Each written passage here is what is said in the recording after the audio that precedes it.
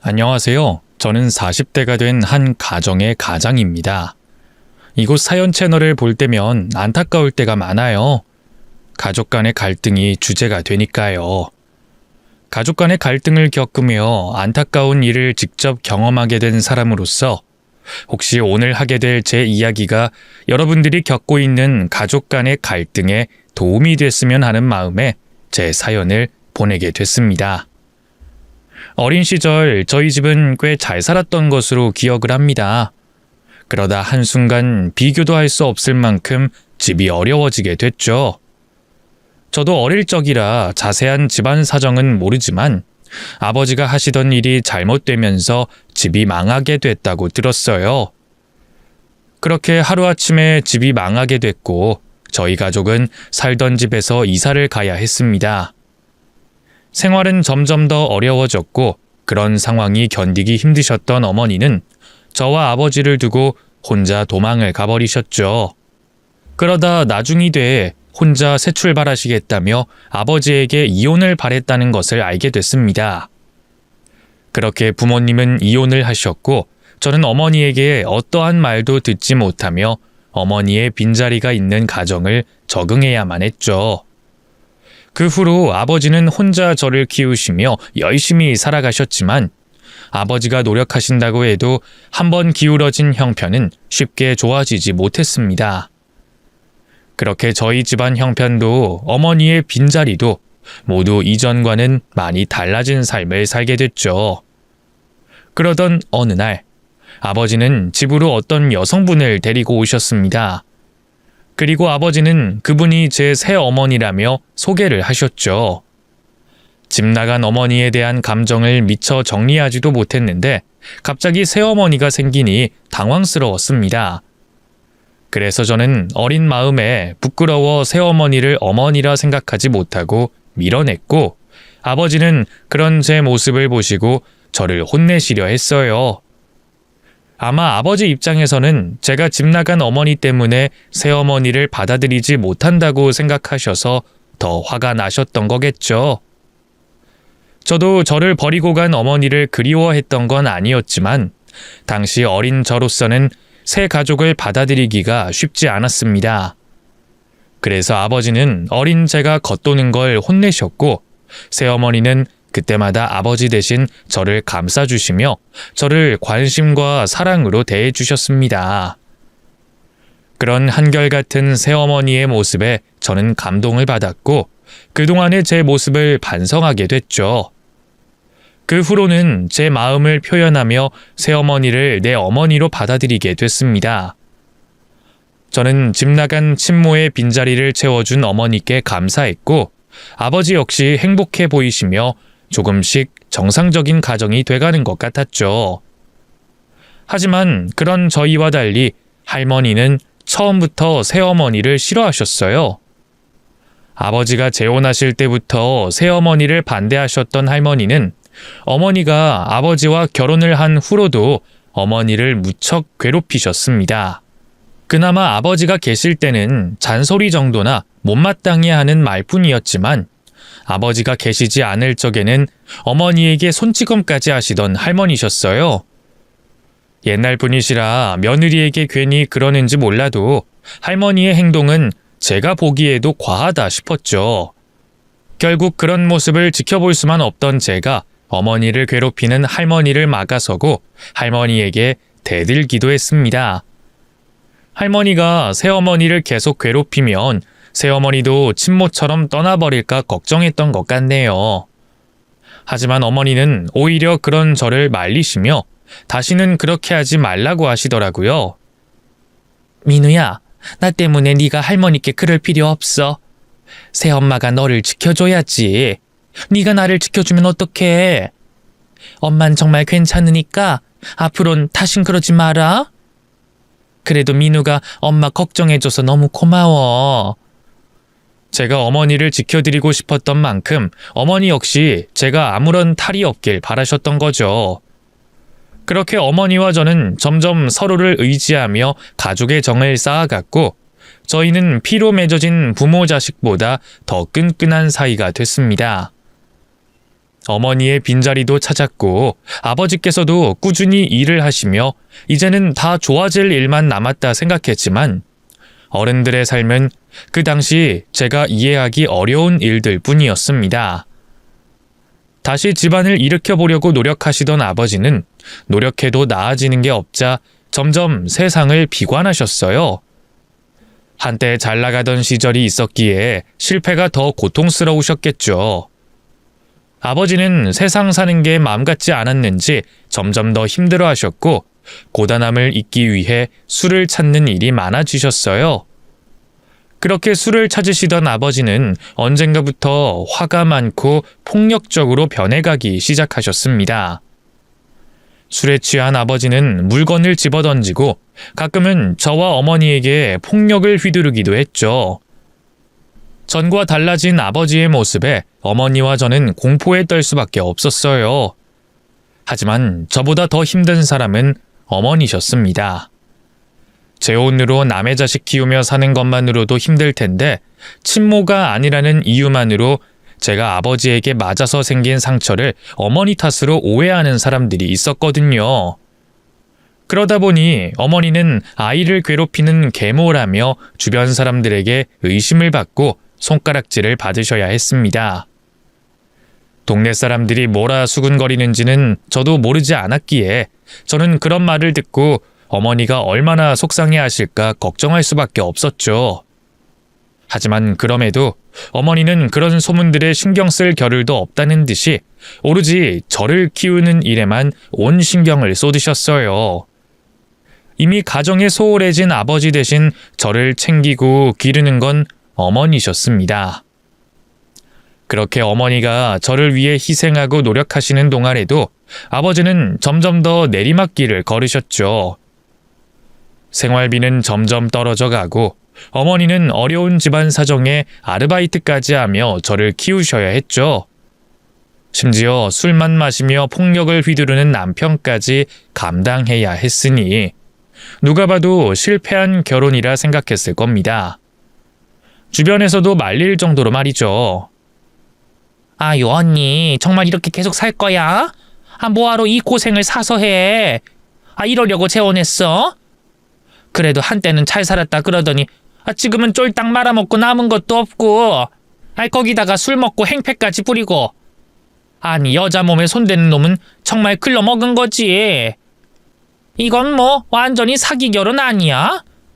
언니 그러지 말고 지금이라도 도망가.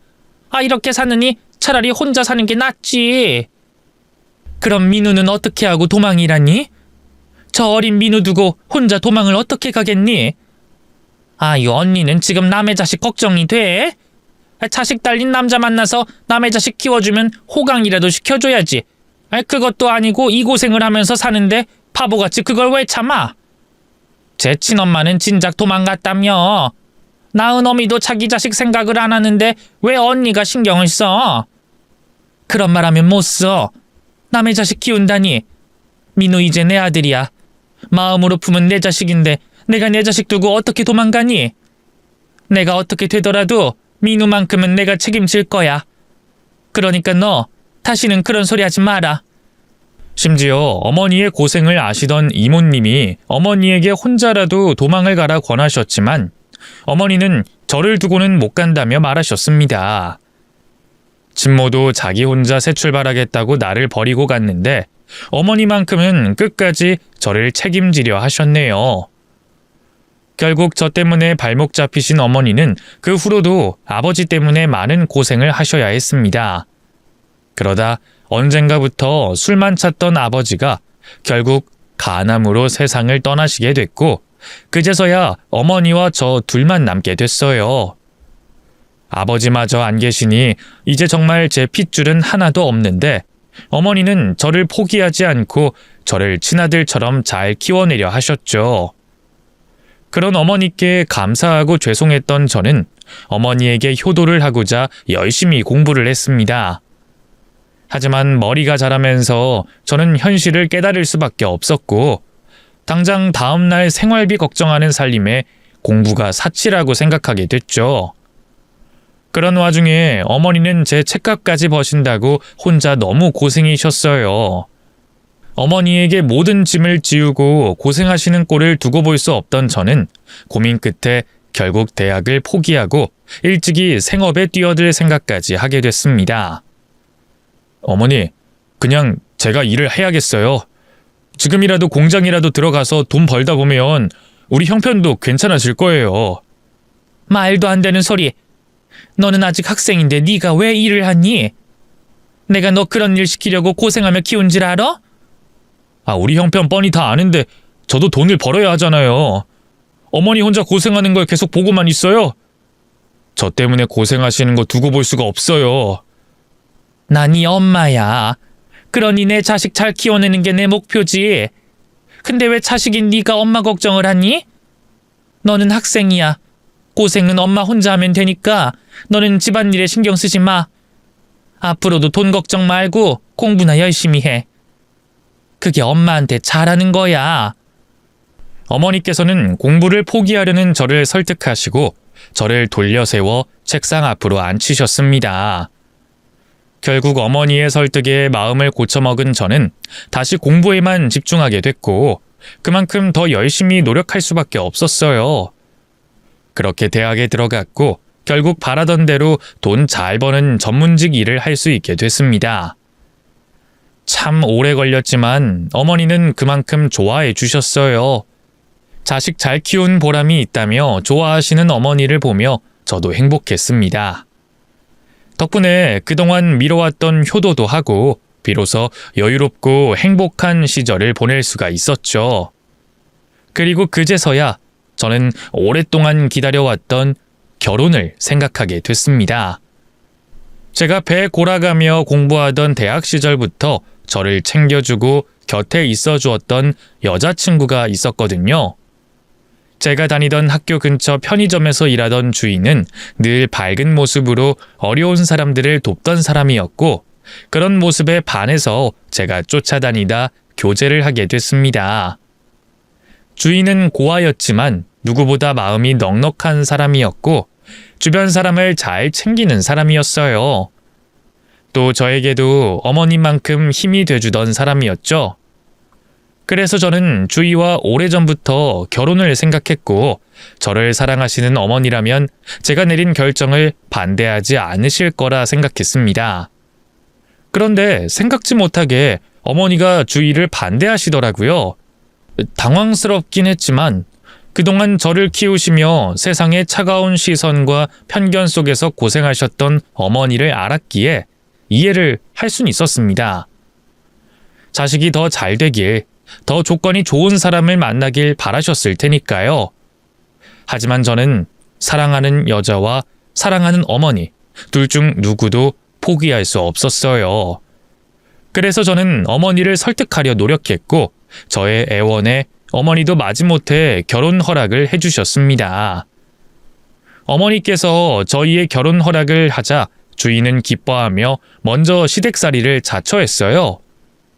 아무래도 어머니가 그동안 고생하셨는데 혼자 지내시게 하는 것도 걱정되고 내가 어머니랑 가까이 지내야 어머니도 나를 마음에 들어 하시지 않겠어? 단출한 식구다 보니까 다 같이 지내는 게 좋을 것 같아. 저도 내심 어머니가 걱정됐던 차에 주희가 먼저 그렇게 말해주니 고마웠어요. 저도 사이가 좋아지려면 그게 나을 것 같다 동의했지만 이번에는 어머니가 싫다고 하시더군요. 합가는 무슨 합가? 좋아서 결혼 허락해준 것도 아닌데 미운 며느리 맨날 보면서 살고 싶지 않다. 어머니, 주희는 어머니랑 가까워지고 싶어서 그러는 건데요. 요즘 세상에 시어머니 모시고 살겠다는 며느리가 어딨어요. 그 마음 받아주세요. 네? 결국 싫으시다는 어머니를 설득하며 거의 간청하듯 해서야 저희는 어머니를 모시고 신혼살림을 차릴 수 있었습니다. 어머니와 아내에 대해서 누구보다 잘 알고 있었던 저는 두 사람이 가까워지기까지 많은 시간이 걸리지 않을 거라고 자신하고 있었습니다. 처음에야 서로가 낯설어서 서로에게 가진 편견이 있어서 대면대면 하겠지만 말이죠. 그런데 제 생각과 달리 어머니와 아내는 좀처럼 가까워지지 않았어요. 오히려 시간이 지날수록 부딪히는 일이 많아졌죠. 어머니와 아내 간의 부딪힘의 시작은 아내의 실수로 인해서 시작됐습니다. 마음씨도 착하고 싹싹한 아내였지만 평생 고아로서 홀로 자라온 탓에 집안 예절이나 다른 가족들과 같이 사는데 미숙한 부분이 많았어요. 어머니, 저 다녀왔습니다. 너는 내가 몇 번이나 이야기를 해야 하는 거니? 내가 몇 번이나 참았어? 몇 번이나 좋게 말했냐고? 네 입으로 말해봐라. 내가 이렇게 하지 말라고 좋게 이야기했던 일이 몇 번이나 있었냐고? 죄송해요, 어머님. 저 혼자서 먹는다고 생각하니까 무의식적으로 행동했어요. 앞으로는 같은 실수 2번 다시 안 할게요. 무슨 일이에요? 어머니, 이 사람 뭐 잘못했어요? 너도 이전에 옆에서 내가 얘 반찬 담는 걸로 지적했던 거 기억나지? 내가 반찬통 채로 꺼내서 먹으면 위생상 문제가 있다고 접시에 꺼내서 먹으라고 했잖니? 그때 내가 화를 냈니? 짜증을 냈니? 나 그때 좋게 이야기했다. 이전까지는 혼자 산다고 저렇게 먹을 수도 있으니까. 그리고 그 다음에는 실수로 깜빡했다고 생각해서 또 좋게 말했고. 근데 3번째는 너무 심하지 않니? 우리가 몇 년을 산 것도 아니고 고작 1-2달 사이에 내가 지적한 실수를 3번씩이나 해. 이건 나를 무시한다고밖에 생각이 들지 않겠어? 어머님, 저 정말 그런 생각 없었어요. 집안일 하다 정신이 없어서 얼른 밥 먹으려고 서두르다 그렇게 된 거예요. 제가 어떻게 어머님을 무시할 생각을 하겠어요. 정말이에요. 글쎄, 난 네 마음을 잘 모르겠다. 아무리 흘러듣는다고 해도 2번이나 네 코앞에서 지적을 했는데 같은 실수를 또 해. 그리고 집안일 한다고 정신이 없다고? 누가 들으면 내가 너한테 집안일 다 맡기는 줄 알겠다? 네 입으로 직접 말해봐라. 내가 너 우리 집에 들어오고서 집안일을 손 놨어? 오히려 정신이 없으면 내가 없지. 너한테 집안일 알려준다고 네 옆에 꼼짝없이 붙어있는데. 죄송해요. 그런 뜻으로 말씀드린 건 아닌데 제가 어머님께 말실수를 했어요. 제 뜻은 저 스스로 정신이 없다는 이야기였어요. 이번 일 어머님께서 화내시는 게 당연해요. 제가 잘못했죠. 앞으로는 오늘 한 실수 절대 하지 않을게요. 어머니, 이 사람 아직 익숙치 않은 게 많아서 실수하는 거니까 이해해 주시고 마음 푸세요. 평생 혼자서 살다가 저희 집으로 들어왔으니 배울 게 많아서 정신이 없는 것 같아요. 그리고 저렇게 잘못했다고 말하고 앞으로는 실수 안 하겠다고 하잖아요. 제가 방에 들어가서 따로 또 주의시킬 테니까 화 푸세요. 정확히 따지고 보면 아내의 실수였지만 아내의 실수가 이해가 안 되는 것도 아니었습니다. 그렇다고 아내에게 화를 내셨던 어머니께서 과하셨던 것도 아니었죠. 분명 그날 화를 내시기 전까지는 같은 실수에 대해 부드럽게 말씀을 하셨거든요. 어머니와 아내 모두 이해가 됐고 이런 일이 당연하다고 생각했습니다. 서로를 충분히 이해하고 다 알고 있다고 생각한 저와 아내 사이에도 결혼 후 맞춰가고 있는데 어머니와 아내 사이에는 그러한 일들이 더 많을 수밖에 없을 테니까요. 중간에 서 있는 제가 잘하면 된다고 생각했어요. 그래서 2 사람 사이에 문제가 있으면 제가 일이 더 커지지 않게 중재를 했고 서로의 입장을 이해할 수 있도록 설명을 했습니다. 하지만 그것도 제가 집에 있을 때나 가능한 일이었어요. 제가 출근해 집에 없던 상황이면 어머니와 아내 사이에 무슨 일이 있었는지 알 수 있는 방법이 없었죠. 그래서 2 사람 사이가 점점 나빠지고 있다는 걸 알아차리지 못하고 있었습니다. 아내는 제 앞에서 어머니와 사이가 좀처럼 좋아지지 않는다는 걸 드러내지 않았고 어머니께서는 아내가 들어오기 전이나 후나 일관된 모습을 보이셨거든요. 그러다 서로 쌓아오던 감정이 폭발하게 되며 그제서야 제가 어머니와 아내의 사이가 많이 틀어져 있다는 걸 알게 됐죠. 결국 다급히 분가를 하게 됐습니다. 그런데 이미 상황이 많이 늦어진 뒤였던 것 같아요. 사이가 틀어진 상황에서 거리까지 멀어지니 계속해서 오해만 생겼고 어머니와 아내의 사이는 다시 이어붙이기 힘들 정도가 됐죠. 네, 어머니, 무슨 일이세요? 앞에 있을 명절에 말이다. 주위 걔는 오지 않아도 된다고 말해줘라. 네? 그게 무슨... 뭐 때문에 그러세요? 또 큰 소리 날까봐 그러시는 거예요? 그것도 그런데 애초에 시댁에 오고 싶지 않은 애를 강제로 데려와서 뭐 하겠니? 걔 저번에 나한테 거짓말하고 집에 안 왔던 거 기억 안 나니? 그거 거짓말이 아니라 갑자기 예약이 확정돼서 취소를 할 수가 없어서 그랬어요. 그때 안 갔으면 페널티라고 돈 관련해서 손해보는 게 있었거든요. 거짓말한 건 아니에요. 글쎄다. 걔가 우리 집에서 생활할 때 잘했으면 내가 이런 생각은 하지도 않겠지. 나도 느끼는 게 있어서 이렇게 행동하는 거다. 그러니까 집에 데려오지 마라. 어차피 걔 입장에서는 좋을 거 아니냐. 서로 보기 싫은 얼굴인데 어차피 걔 입장에선 좋을 거 아니냐. 서로 보기 싫은 얼굴인데. 어쨌든 난 데려오지 말라고 했다. 만약 네가 어기고 데려오면 너도 집에 못 들어올 줄 알아. 한 집에 있으면 제가 어머니와 아내 팔을 잡고 끌어서라도 오해를 풀게 하겠는데 거리가 생기다 보니 한쪽에서 묵묵부답으로 나오면 오해를 풀 방법이 없었어요. 두 사람 모두 오해를 풀 생각도 안 했고요. 그런데 생각지도 못했던 변화가 생겼습니다. 아내가 임신을 하게 됐는데 그쯤부터 어머니께서 아내에 대한 태도가 바뀌신 거죠. 단순히 태도만 변했던 게 아니었어요. 어머니께서는 저번에 한 말이 너무 심한 것 같다며 며느리에게 사과를 하고 싶다고 말씀하셨죠. 분위기가 너무 좋게 흘러가고 있었습니다. 아내도 먼저 다가오려는 어머니를 당연히 거부하지 않았고 자신 역시 어머니께 죄송하다고 사과를 하겠다며 어머니 댁으로 찾아가게 됐죠. 그런데 그날 아내와 어머니 사이가 영영 틀어지는 사건이 생기게 됐습니다. 저는 회사에 있었고 아내가 어머님 댁으로 찾아가게 됐는데 어머니께서 잠시 자리를 비우신 것 같아요. 그러다 보니 아내는 어머니께서 잠시 나가신 동안 집안일이 덜 되어 있던 걸 정리하려고 했는데 그러다 이상한 서류들을 발견하게 된 겁니다. 의학 용어가 잔뜩 적혀져 있는 서류였는데 아내가 하나씩 검색을 해 확인해 본 결과 어머니께서 간암 판정을 받은 걸 알게 된 거죠. 당연히 아내는 걱정을 하게 됐고요.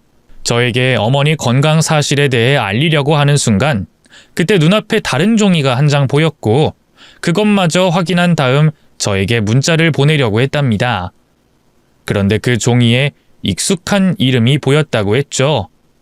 바로 아내 자신의 이름과 혈액형이었습니다.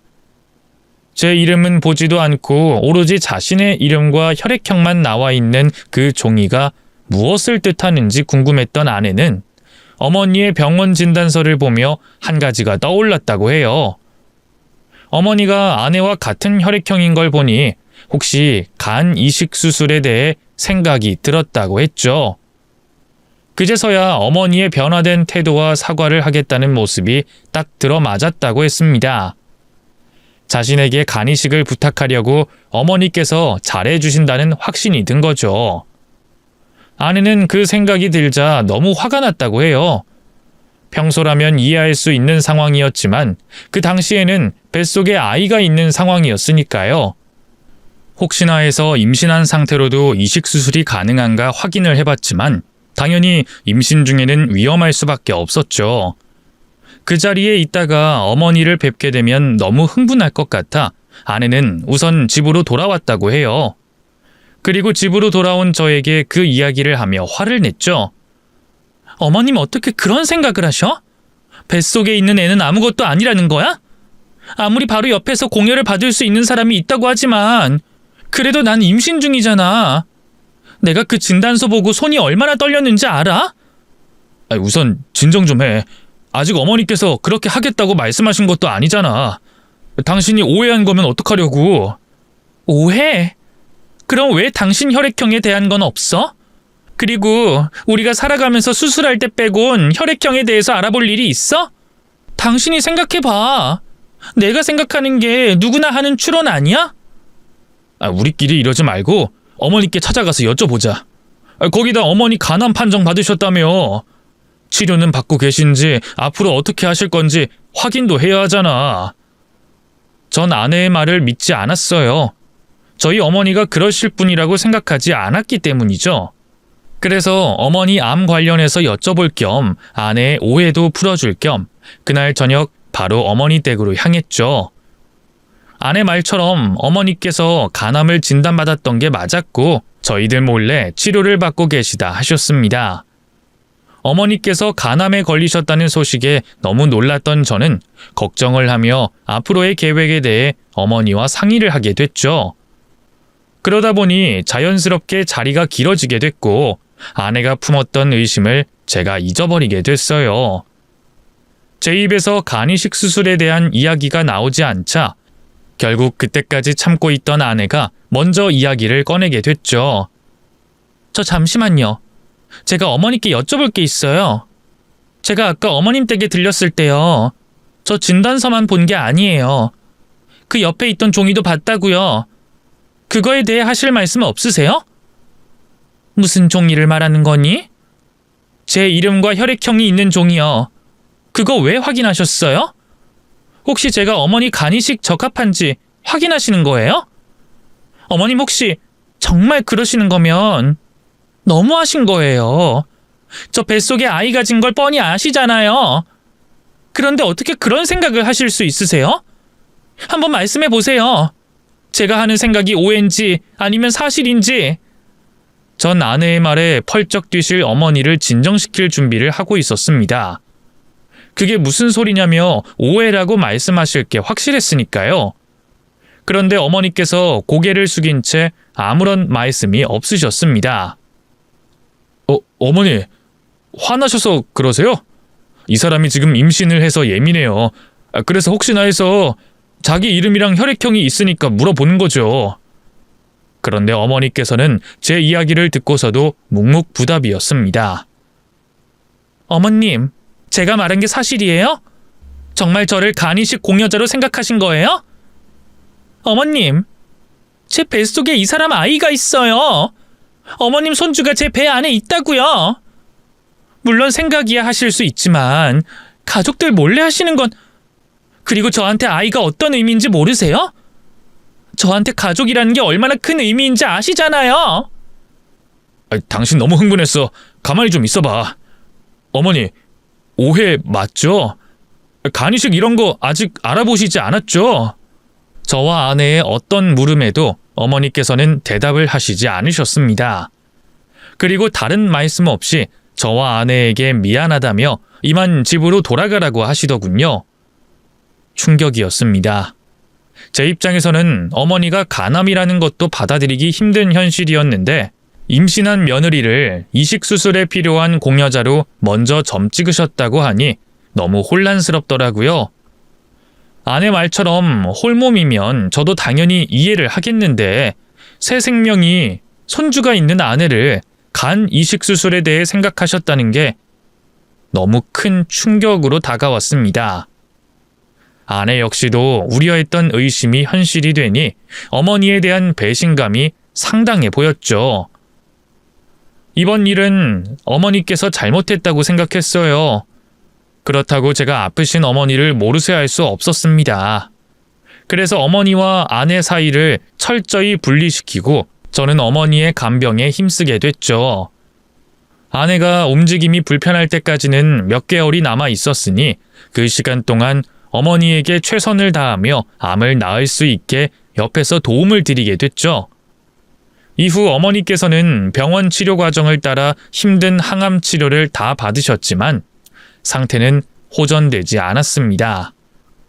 결국 간암 말기가 돼 치료를 포기하게 되셨죠. 그 사이 아내는 무사히 아들을 출산했어요. 세상 밖으로 나온 아들을 보자 만감이 교차했습니다. 저를 똑 닮아 있는 아들을 보자 세상 그 누구보다 행복했는데 이 순간을 같이 하지 못하시는 어머니를 생각하니 마음이 무겁더라고요. 그렇다고 어머니를 모시고 올 수도 없었습니다. 아내가 아들을 임신한 기간 내내 제가 어머니를 간병하느라 제대로 신경을 못 써준 탓에 말을 꺼낼 엄두도 내지 못했거든요. 그리고 그 전에 있었던 어머니와 아내 사이의 갈등도 전과 다름이 없었고요. 조만간 어머니께 손주를 보여드리기는 해야 하지만 아내가 몸을 추스르고 난 뒤에 이야기를 꺼내려고 했죠.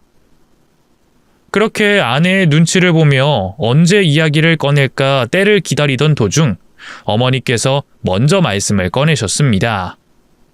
자신이 직접 찾아가도 되니 아내와 손주를 볼 수 없겠냐며 말이죠. 민우야, 이제 시간도 늦었는데 가봐라. 그리고 이제 나한테 자주 올 필요 없어.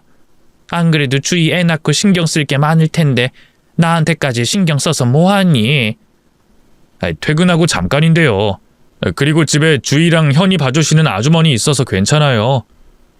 아유, 그래도 주희한테 네가 신경 좀 많이 써줘.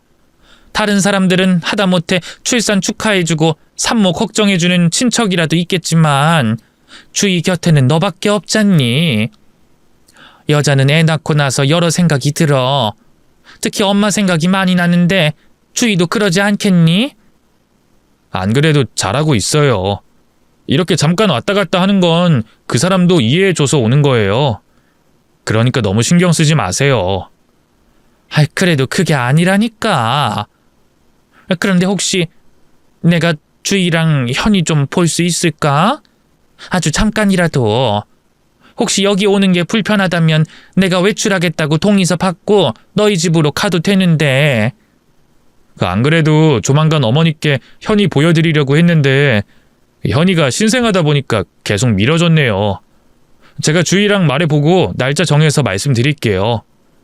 아유, 그래. 꼭 좀 부탁한다. 아무래도 내가 살 날이 얼마 남은 것 같지 않아서 그래. 그리고 내가 주희도 꼭 보고 싶어서 그러니 네가 잘 좀 설득해 다오. 주희가 예전의 일 때문에 날 불신하는 걸 알고 있다만 그건 오해야. 내가 만나면 그 일에 대해서 해명할 테니 꼭 좀 부탁한다. 예전 일이라면 주희도 잊은 지 오래됐어요. 그러니까 너무 신경 쓰지 마세요. 그리고 제가 주희랑 현이 꼭 데리고 올게요.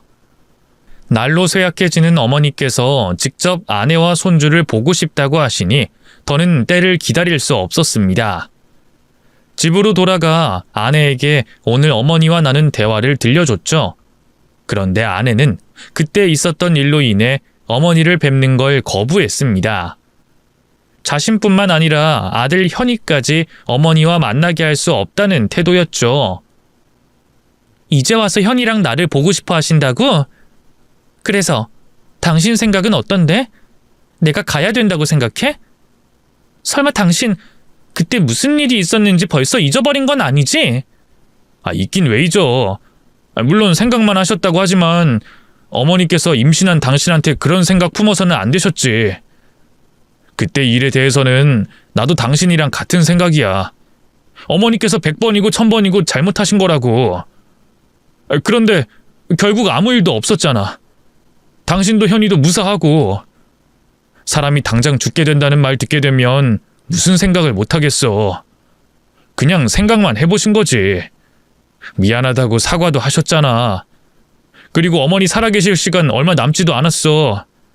그런 상황에 뻔히 손주가 태어났다는 걸 아시는데 손주 얼굴 한번 못 보고 돌아가시면 편히 눈 감으실 수 있겠어? 당신 마음도 이해하는데 얼마 남지 않은 어머니 마음이라도 편하실 수 있게 해드리자. 싫어. 절대 안 돼. 내가 말했지? 그때 그 일에 대해서 알게 됐을 때 내 기분이 어땠는지. 내가 그때 받았던 기분 조금이라도 이해할 수 있게 그 당시 어머님처럼 말해볼까? 어머님이 현이를 보고 싶어 하신다고? 말도 안 되는 소리 하지 마. 애 병 걸려. 그렇게 보고 싶으면 하늘나라 가서 보라 해. 어때? 당신이 듣기엔? 화나지? 미치겠지? 내가 그랬어. 우리 현이 보고 어머니 목숨 살리겠다고 희생하는 소리처럼 들려서 미칠 것 같았다고. 당신 아무리 화가 난다 해도 할 말 못할 말이 있지.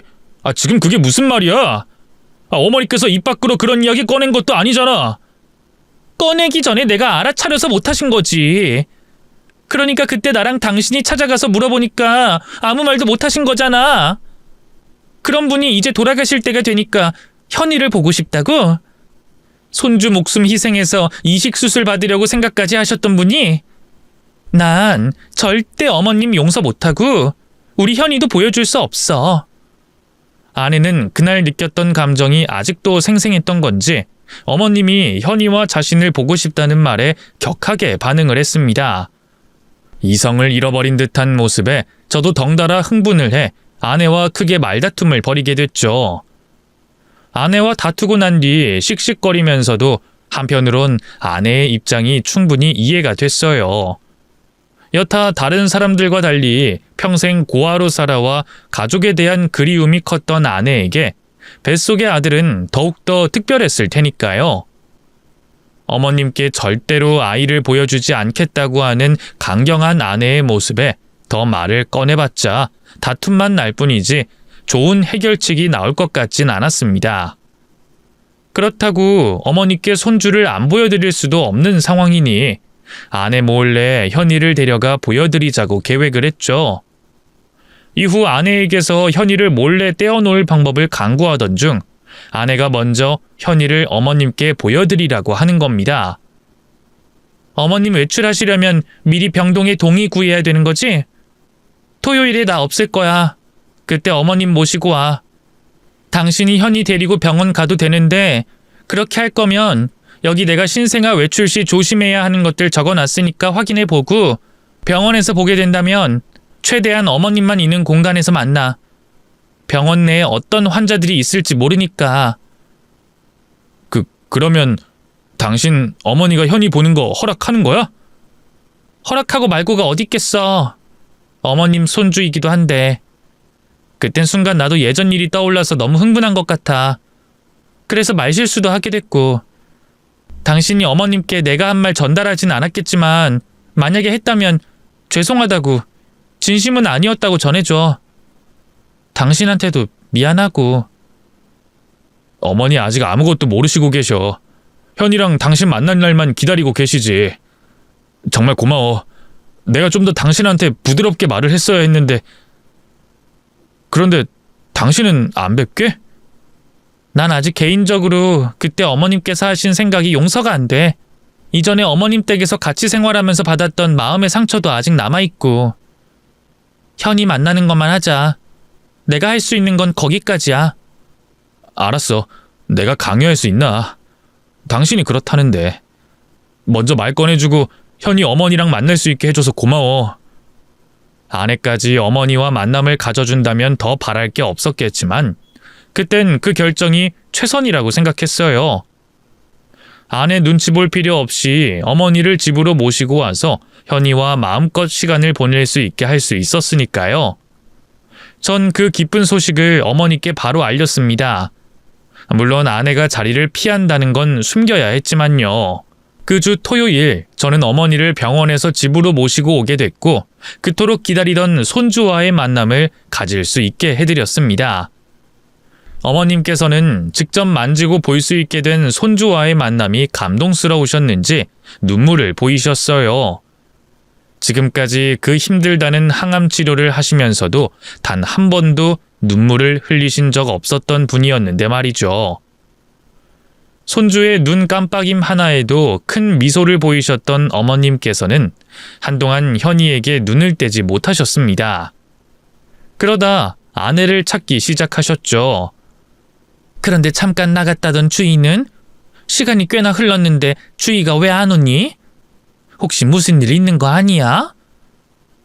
방금 전에 연락 왔는데 예전에 보육원에서부터 알고 지내던 언니가 사고를 당했다고 해서요. 그쪽으로 급히 가봐야 할 것 같다고 연락이 왔었어요.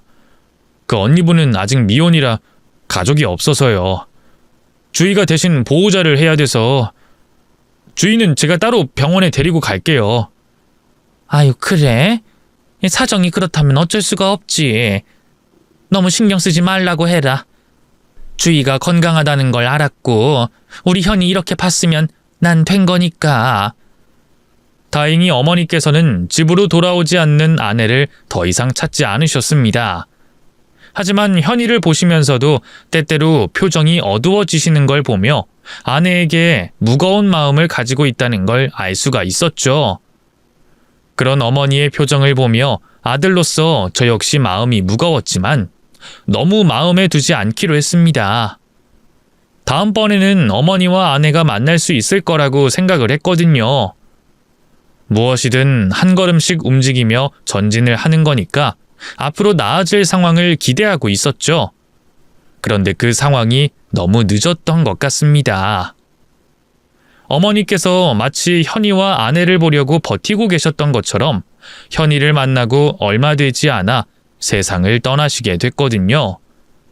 어머니 상태가 나아지지 않고 호스피스 병원으로 옮겨질 때부터 마음의 준비를 하고 있었던 저였지만 어머니의 죽음을 받아들이는 건 아무리 준비를 해도 받아들이기 힘든 현실이었습니다. 어머니와 처음 만났을 때부터 숨이 닿으실 때까지 저에게 무한한 사랑을 주셨던 분이었기 때문에 어머니의 빈자리를 인정하기가 쉽지 않았어요. 장례를 치르는 내내 정신을 차릴 수가 없었죠.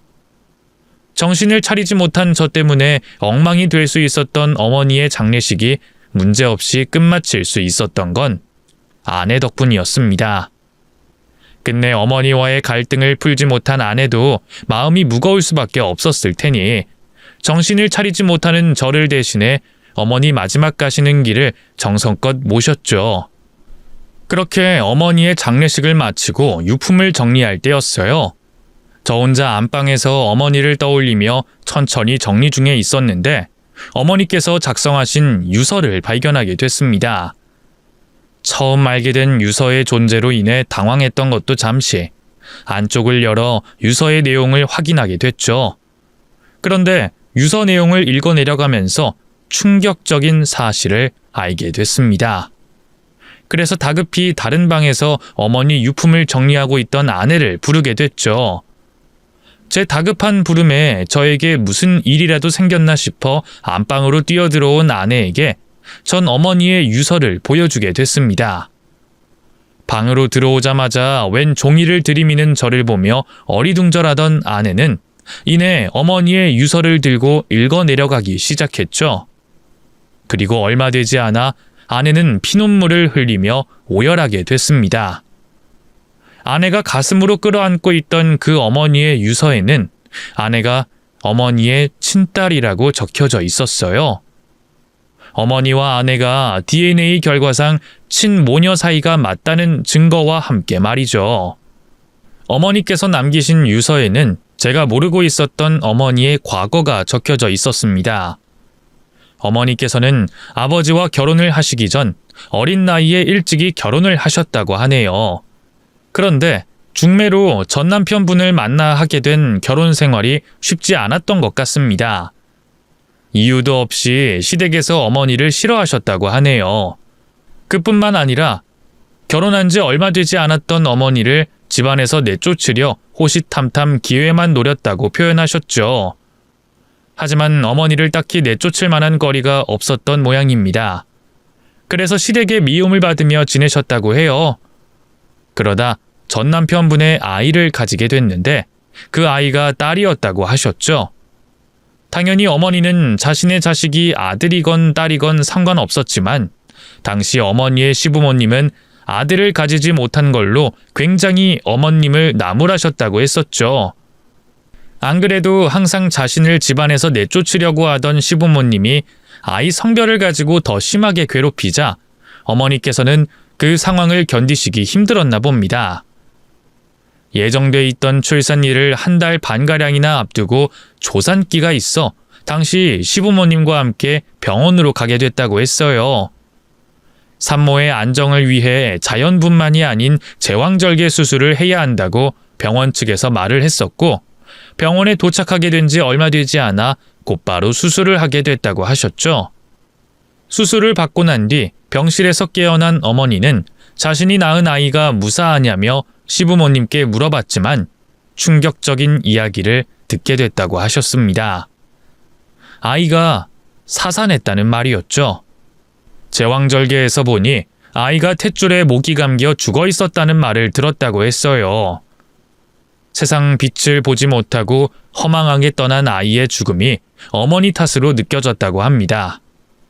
그렇게 큰 슬픔에 빠져 있는 어머니에게 위로는 못할 망정 당시 시부모님은 어머니에게 아이의 죽음을 탓하며 손가락질을 했다고 합니다. 그러면서 손녀의 죽음에 대한 책임을 물라며 이혼을 요구했다고 했죠. 어머니께서는 자신을 쫓아내기 위해 시댁에서 아이의 죽음을 이용한다는 걸 알고 있었지만 죄책감으로 인해 아무런 대응을 하지 않고 순순히 시댁이 원하는 이혼을 해주셨다고 하셨죠. 이후 어머니께서는 홀로 지내오시다 어머니의 과거를 이해해 주시는 아버지를 만나 결혼을 하셨던 거였어요. 그렇게 어머니는 죽은 딸을 가슴에 묻고 과거를 잊은 채 새로운 인생을 사시게 됐죠. 저의 어머니로서 말이죠. 이후 있었던 내용들은 여러분도 아실 겁니다. 제가 아내와 결혼을 하게 되고 어머니 댁에서 지내며 아내와 어머니가 갈등하게 된 것까지 말이죠. 그때까지만 해도 어머니는 아내가 자신의 딸일 거라곤 생각하지 못하셨다고 합니다. 너무나도 당연한 말이겠죠. 태어나자마자 얼굴 한번 본 적 없이 떨어지게 됐으니까요. 거기다 딸이 살아있을 거라곤 생각도 못 하셨을 거고요.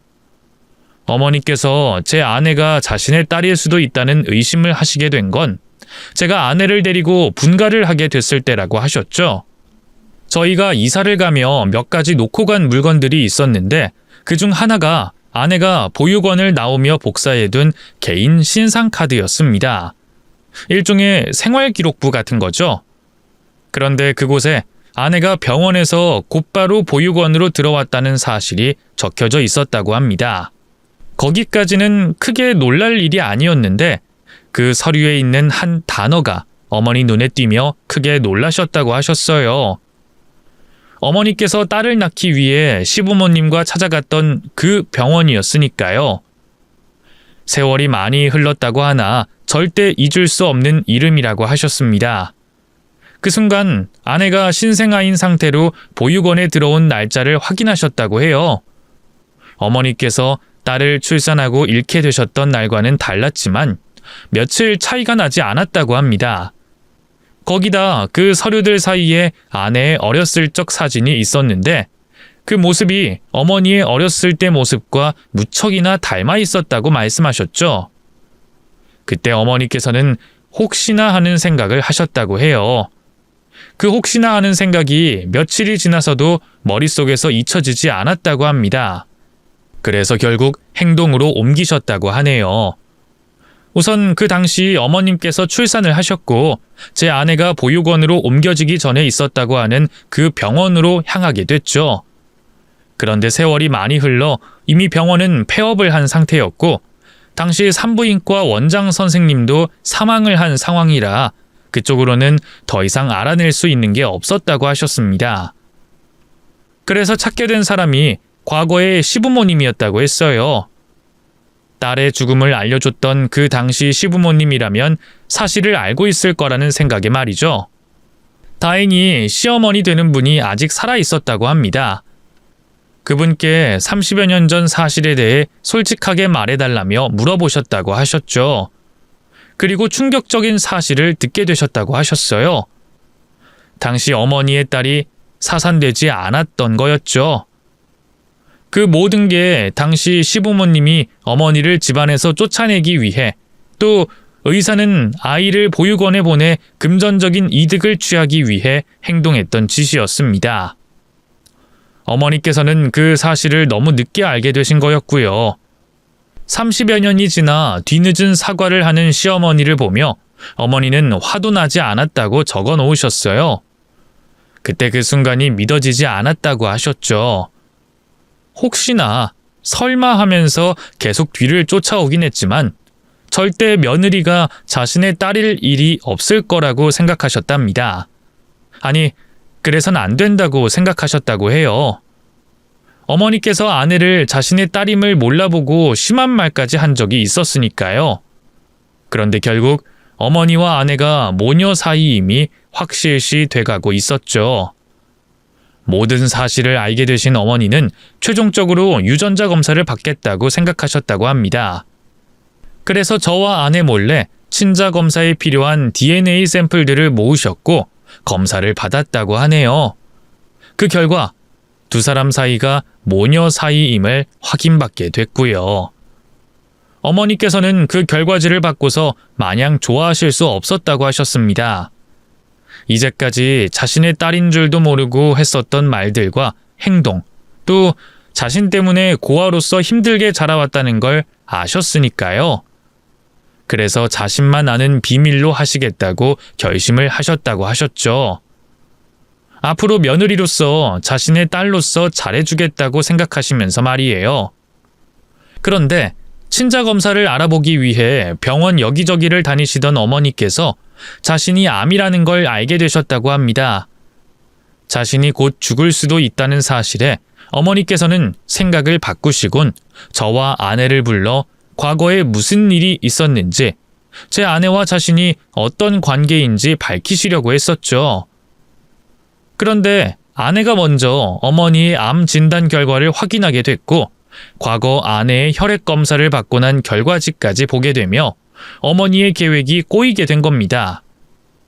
물론 그때라도 아내를 진정시키고 모든 사실을 말할 수 있었으나 어머니께서는 자신을 오해하는 아내의 모습에 충격을 받으시고 반성을 하시게 됐다고 합니다.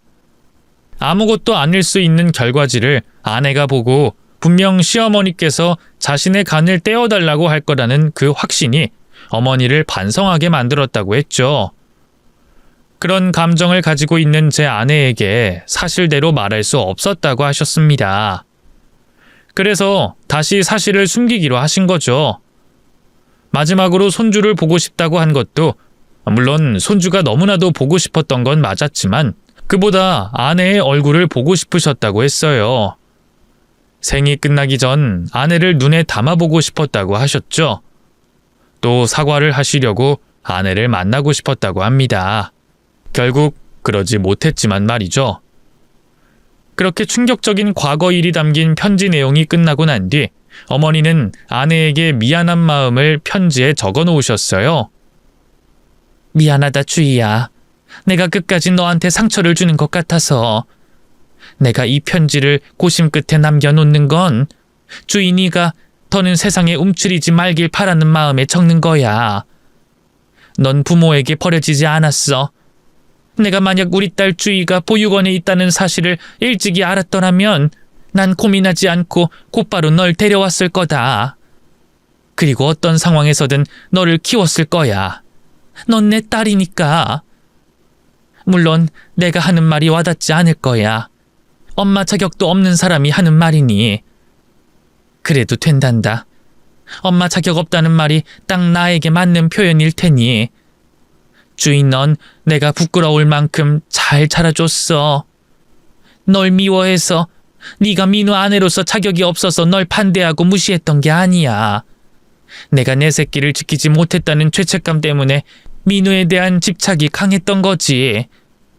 내가 좀 더 너한테 관심을 쏟았더라면 그럼 우린 짧지만 그 소중한 시간을 그렇게 흘려버리지 않았을 텐데.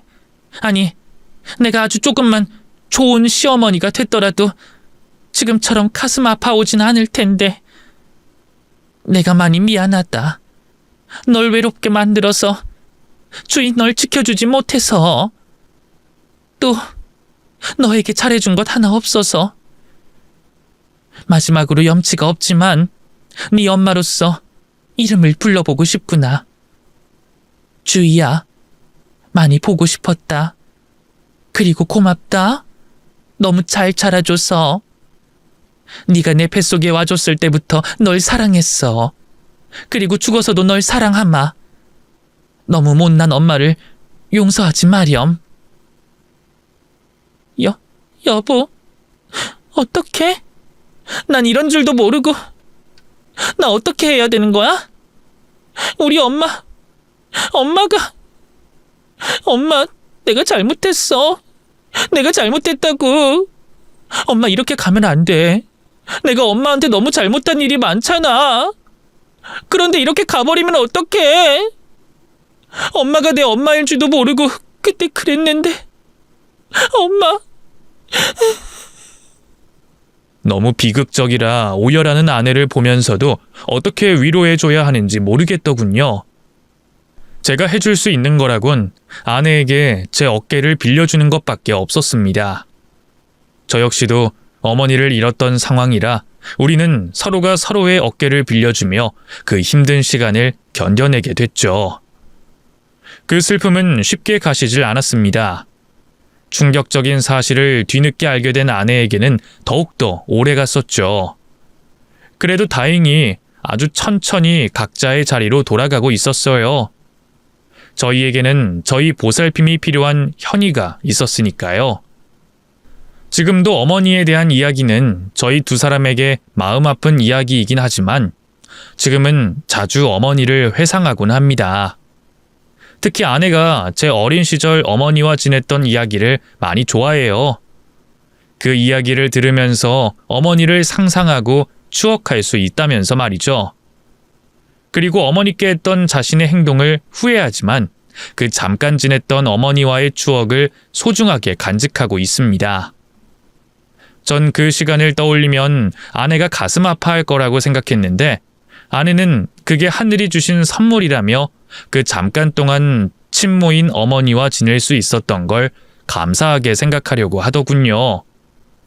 그리고 나중에 뵙게 될 어머니에게 부끄럽지 않은 사람이 되겠다고 아들 현이를 키우는 일에도 또 저의 내조에도 열심히 하고 있습니다.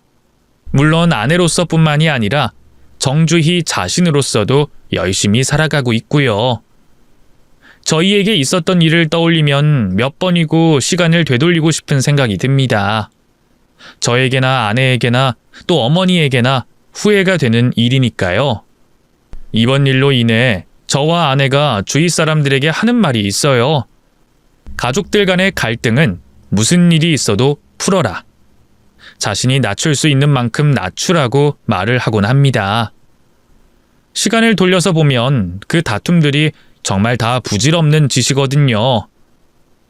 여러분들께서도 혹시 가족분들과 갈등을 겪고 계시다면 하루빨리 먼저 손을 내밀고 정말 천금 같은 시간을 가족과 행복할 수 있는데 사용하시길 바라겠습니다.